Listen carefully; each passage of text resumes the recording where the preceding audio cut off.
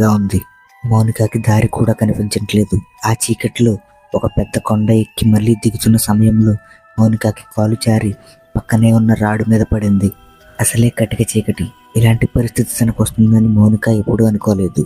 ఇంకా తన భర్త కూడా తన దగ్గర లేకపోవడంతో తను ఒక్కరితే వెళ్ళవలసి వచ్చింది.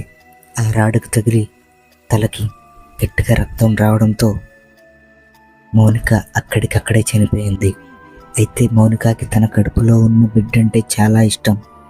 చనిపోయిన తన భర్త సురేష్ తన బిడ్డని మగపిల్లాడిగా మళ్ళీ పుడతాడని మౌనిక అనుకుంటూ ఉండేది. తనని ఒక మహారాణిలా చూసుకుంటాడని చాలా నమ్మకంగా ఉండేది. కానీ మౌనికతో పాటు ఆ బేబీ కూడా చనిపోయింది. సరిగ్గా ఈ ఇన్సిడెంట్ జరిగిన ఒక 3 నెలల తర్వాత మౌనిక వాళ్ళ ఇంట్లోకి కొత్త దంపతులు వచ్చారు. వాళ్ళ పేర్లు శ్రీను అండ్ దేవి. వీళ్ళకి ఒక 8 సంవత్సరాల పాప కూడా